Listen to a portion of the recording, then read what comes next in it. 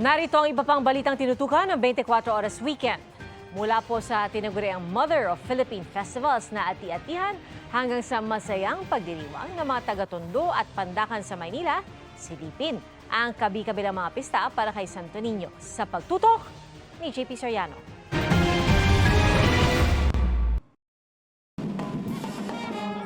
Iba't ibang lugar. Iisa ang sigaw. Sa Tondo, Maynila, maagang dumalo ng misa ang mga deboto sa Minor Basilica and Archdiocesan Shrine Parish of Santo Niño de Tondo. Inabangan nila ang prosesyon ng imahen na dumating sa Pilipinas noon pang 1560s. Bata man o matanda, nakisaya sa taunang Lakbayaw Festival. Bukod sa parada ng mga imahen, may mga bata rin nagbihis Santo Niño. Iprinusisyon din ang mga imahe ng Santo Niño sa makulay na Buling-Buling Festival sa Pandakan. Sa Kalibo, Aklan, libo-libong deboto at turista ang dumagsa para sa tanyag na Ati-Atihan Festival. Ang highlight ng pagdiriwang ang Sadsad Ati-Atihan Contest, kung saan bumida ang mga pagtatanghal na alay, kay Senyor Santo Niño. Week-long ang pagdiriwang doon ng tinaguriang Mother of all Philippine Festivals na mahigit 800 years ng pinagdiriwang. Meron ding parada ng mga higantes na sumasalamin sa mga katutubo at kultura ng lalawigan. Nagkaroon naman ng fluvial parade sa General Santos City kahapon. Di rin nagpahuli ang mga taga-Gensan sa kanilang Isda-Isdaan Festival na open street dancing competition. Nakiisa rin ang mga deboto sa pista at enthronement anniversary ng imahe ng Santo Niño sa Davao City. Madaling araw pa lang, ipinarada na ang mga imahen na isang authentic wooden replica ng Infant Jesus of Prague mula sa Czech Republic. Para sa GMA Integrated News, JP Soriano, nakatutok 24 oras. Ngayong araw naman, libu-libong deboto ang nakiisa sa Pilgrim's Mass sa Kalibo, Aklan. Viva kay Senyor Santo Niño! Bitbit nilang iba't ibang imahe ng Santo Niño at kani-kanilang panalangin. Pinangunahan ni Capiz Archbishop Victor Bendico ang misa. Sa kanyang homily, binigyan din niya ang isyu ng korupsyon sa bansa. Dagsari ng mga deboto ng Santo Niño de Tondo sa Maynila. Ang ilang mga bata nakabihis Santo Niño pa. Nakisaya naman ang ilan sa taunang Lakbayaw Festival doon. Nagkaroon din ng prosesyon ng imahe ng Santo Niño sa Buling-Buling Festival sa Pandakan. Patay isang rider matapos pumailalim at makaladkad ng truck sa Antipolo, Rizal. Nagsabay sa may kurbadang bahagi ng zigzag road ang truck at motorsiklong yan nang mahagip ng truck ang motor. Dead on arrival sa ospital ang rider. Sugat na naman ang angkas nito.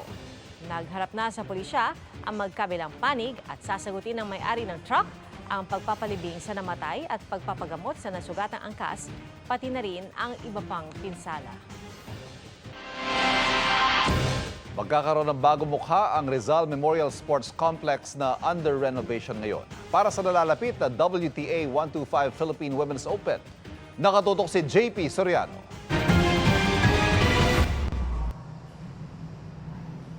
Sa museum na lang namamasdan ang mayamang kasaysayan ng Rizal Memorial Sports Complex sa pag-host ng World's Tennis Legends. That is the Rizal Memorial Coliseum.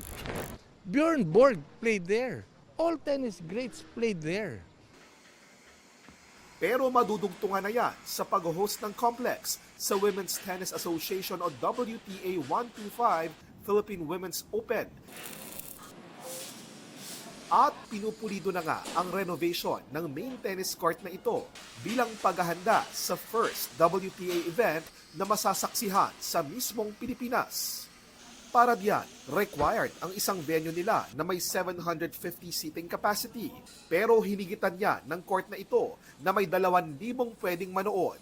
Bagong pintura, inayos ang locker rooms. world class. Mga kapuso, narito po tayo ngayon sa Tennis Center na makasaysayang Rizal Memorial, ang venue kung saan maglalaban-laban ang mahigit sa 30 sa pinakamagagaling na tennis players sa buong mundo. Kabilang na po yung mga namayagpag sa mga pinakaprestiyosong tennis tournaments gaya ng US Open, Australian Open at meron pa nga po na Olympic medalist. At kasama po sa nabigyan ng wildcard slot ang ating pambato, ang national pride na si Alex Ayala.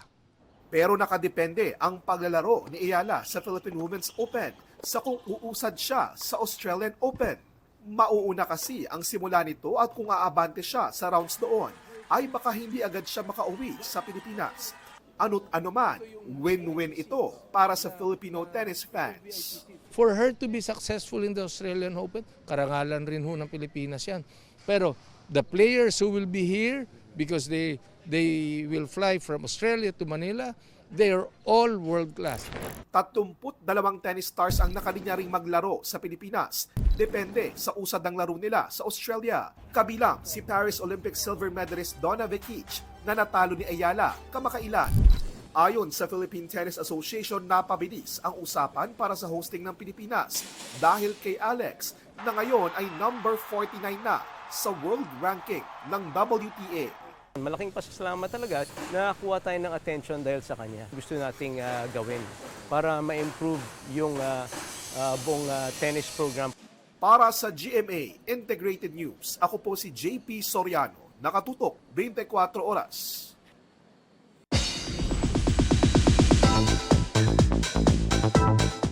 Health is wealth. Yan ang realization ni Sparkle star Bianca Umali kasunod ng health scare na sumalubong sa kanya sa pagpasok ng 2026. Hindi na ibinahagi ni Bianca ang kanyang naging sakit pero bumubuti na raw ang kanyang kalagayan. Pangako raw ni Bianca this year na mas aalagaan at gawing top priority ang health at magdahan-dahan kung kinakailangan.